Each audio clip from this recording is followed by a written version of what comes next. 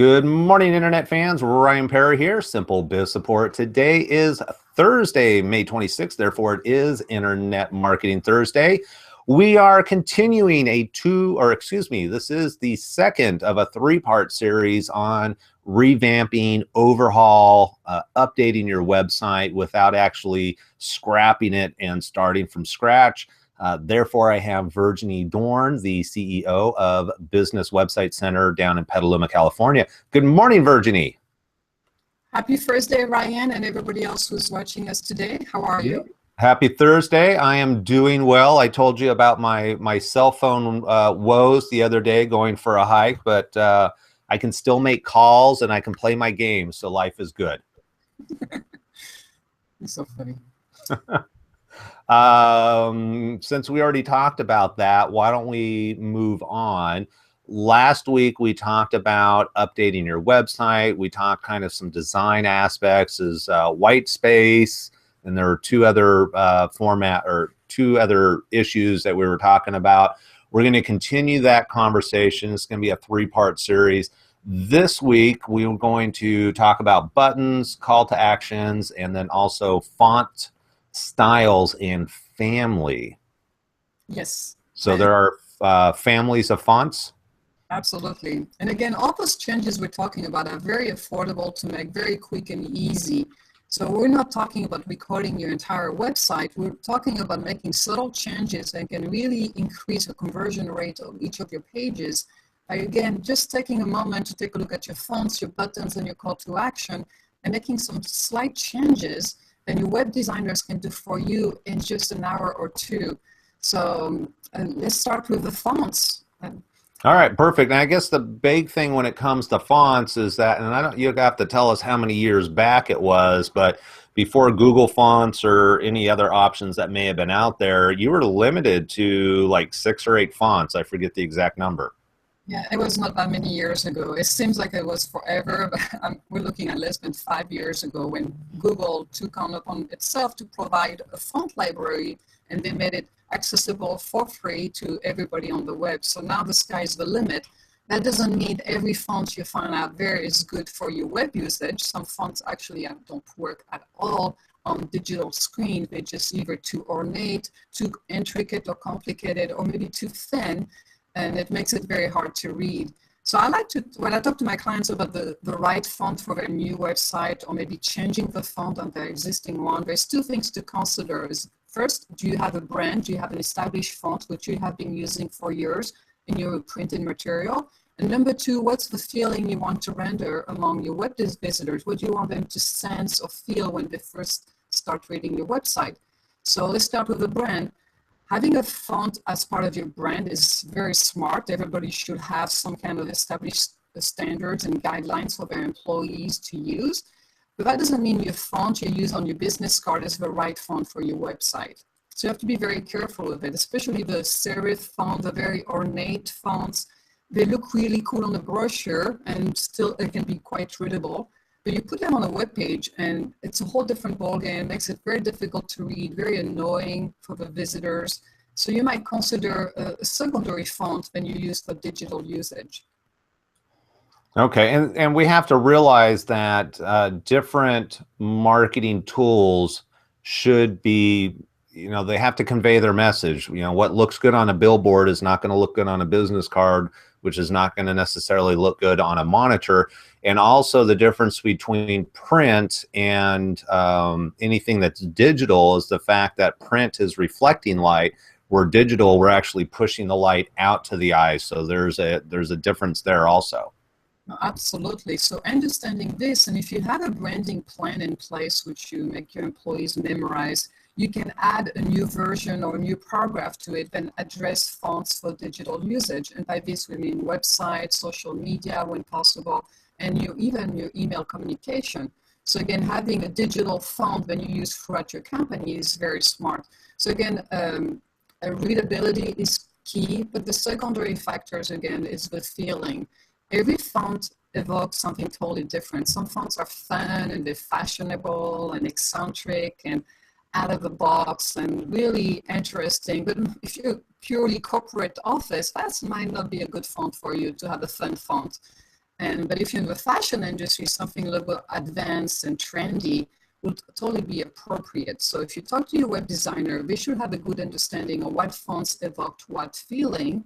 And based on the feeling you're trying to render, you pick the font that will work best for your unique situation.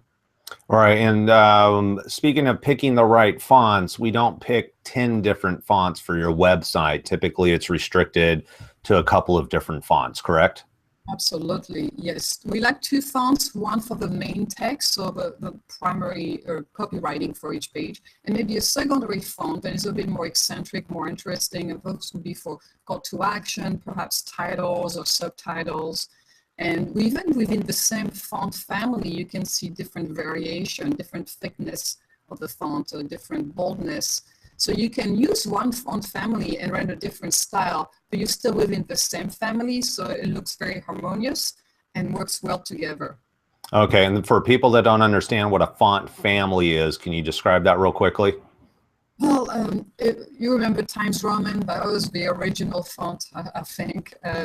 Within Times Roman, there's different variation of it. It could be bolded, it could be italic, and the new fonts now even have different thickness. So we go by points, 300, 500, 600 points, but the bigger the points, the thicker the letters are.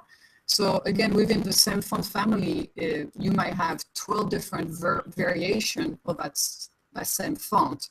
Again, slightly styled differently, but nonetheless, it belongs to the same family. It's like having siblings. You can all look the same, but slightly different, obviously. So same thing for fonts. So if you don't want to deal with two fonts on your website or digital communication, just stick to one new font family that will provide you variations of it. All right, perfect. And then after fonts, you wanted to talk about buttons. And we're not talking about the round buttons that you put on your shirt, but we're talking click here type of buttons, correct? Yes, and for an e-commerce website, could be buy now, get free shipping, or contact us today, sign up for our newsletter, don't wait another day. All of those call to action / buttons. And buttons is usually very defined as almost as a graphic, so you know it's a button on your web pages. So we're not even asking you to add more. We're just saying, well, maybe slightly changing the design and the color and the shadowing of each button can really improve the overall design and feel of your website. So again, if you did your website a couple of years ago, you did a solid background color in each button, maybe making it a gradient, so adding a little border, even a little shadow behind the button gives it a bit of a 3D effect, even though it's truly not 3D. And it makes a great difference. And after you redesign those buttons, which by the way, again, should be a very quick and easy fix on the part of your designer, you can also reconsider where the buttons placements are. So it's very easy to take a button from the bottom of the page and duplicate it in the middle or move it all the way to the top. Just really stop for a moment, think of what the subtle changes that can increase your conversion rate. Yeah, and speaking of conversion rate, it's really important to also do some A/B testing. We were talking before the show that for those that are doing a lot of, selling goods, even if it's not necessarily if you have a storefront per se and you're just selling a bunch of stuff, but if you're doing like affiliate marketing, if you're trying to promote a white paper, those type of things, and you have a call to action button, orange has been proven to be one of the most popular colors. Well, the question is, how did they figure that out? Well, they figured it out because they did A/B testing. They left the page alone and just changed the color of the button to see if that made a difference in the conversion rate. And if you have enough business going through where you can actually analyze that information, it's very powerful. And also, speaking of buttons, is what the actual statement is. Click here, buy now, order more information. Just doing some A/B testing where you have your standard button that says click here, and then maybe you have another button that says more information, and trying those two and see if there's a difference in the conversion rate. If there is, go with the button that has better conversion and then replace the old button with something new, and do another A/B test and see if there's a difference. Yes, indeed. And always keep checking on the viability of your buttons, because they might work great for a while, but if you have the same visitors constantly going to your website, then they get bored and totally start ignoring the button. So switching it up once in a while, it just catches their attention. Again, styling it slightly differently can help, making it a better placement. Right. It's kind of like going to Costco, because every time I only go once every month or so, and every time I go, it's like, where'd the stuff go? The last time I was there, I ended up not buying something because I couldn't find it, and I just got tired of looking. But they know, because they've studied it, that if they move the store around on a regular basis, people will go, oh, I got to get out of my trend of just going step one, step two, step three. I got to go look again. And, oh, what's that cool thing? I'm going to go check that out. And of course, sales go up. Yes, I mean, a lot of websites should take notice of what big retailers have done in their brick and mortar stores for many years. A lot of thought process is into the placement of items. Same thing for buttons. The right placement can make a huge difference. And you start talking about the text within the button, so that takes us to the final part for this week, which is the calls to action. They could be placed in buttons, but they could also be placed just in simple text, in various positions in the pages. So call to action is when you tell a visitor what to do next. If you are assuming the visitors know what they should be doing next on your web page, you're taking a huge risk, and it rarely works. You want to kind of nurture and guide them for the next natural process for them, next step. I mean, where do they want to be, and what do you want them to be? Is it to be the shopping cart? Is it your contact page? Is it the sign-up page? Is it the About Us page? Whatever that is, you need to funnel them, and you do that via calls to action. Yeah, and speaking of funnels, not only, I love the point that you make about the fact that people have to be motivated. I guess that's the proper way of saying it. People need to be motivated. This is the next step that you take. And I think a lot of small business owners feel self-conscious about that. Like, oh, but I don't want to sell, or, oh, I don't want to do this. It really shouldn't be about you. It needs to be about your client and what do they want, especially if you have something that is going to provide value.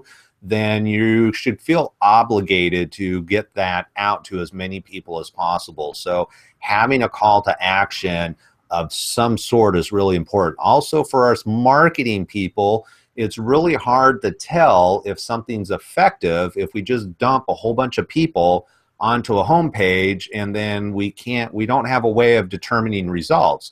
We need to have some sort of call to action with a marketing plan, and the goal is to get 5% click-through on this button.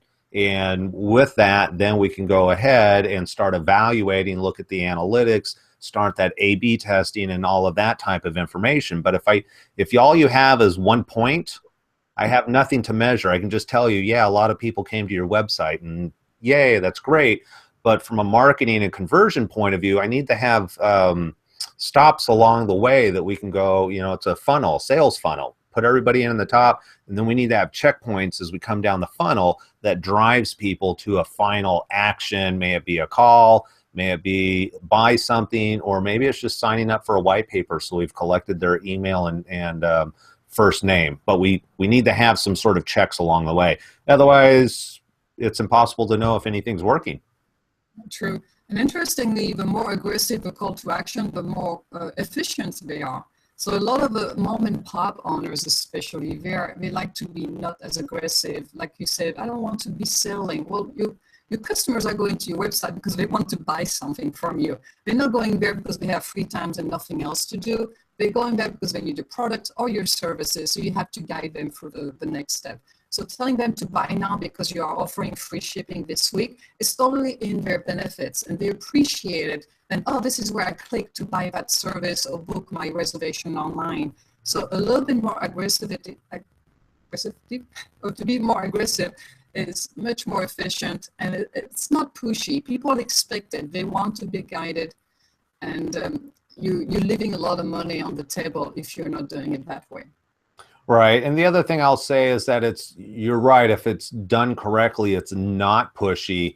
But what it does is it makes it very clear and it makes it easy for the end user.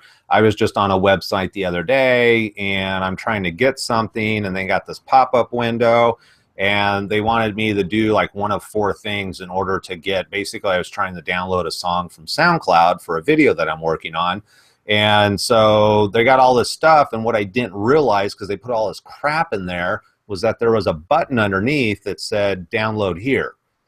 And because they cluttered everything up, I kept on clicking. I'm like, okay, well, maybe if I like the artist, then that's the trigger I need in order to download the song. I'm willing to give something to get something. I went in circles for like 2 minutes. I was getting frustrated. Ended up leaving, went somewhere else, had the same thing pop up. But that's when I noticed the button that said download here.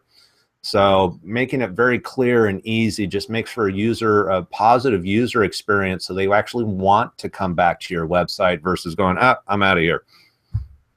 Yes, no, true. And again, all those changes we've been talking about, the fonts, the buttons, the call to actions, very easy to make, very quick. You just have to stop, take maybe a half day every month and look at what the situation is on your website, and make a list of changes, submit it to your web designer for a quote, and get it done. Very easy. Yeah, perfect. Okay, with that, we're actually out of time. If you're interested in getting a quote, you can always give Virginie a call. I'll have her information down below, include your email, all that kind of good stuff, so people can always check in with you first. Any final thoughts on the subject?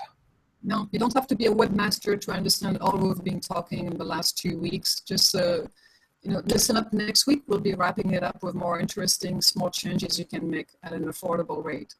Yeah, next week we're going to be talking about menu, links, and sitemaps, which are all very, very important, especially from an SEO point of view. So that is definitely a show to check out. Virginie, as always, I appreciate your time and the energy that you put into the show, and I'm looking forward to seeing you again next week. Same here. Take care. All right, everybody, that is it for today's show. Again, we will be back next week at 9:45 a.m. Pacific Standard Time to be talking about, what are we going to be talking about? I just said it. It was, and now I can't find it, menus, links, and sitemaps. Very important from an SEO point of view. So if you're struggling to get search results, this could be a great show for you next week. Until then, have a great week. Take care.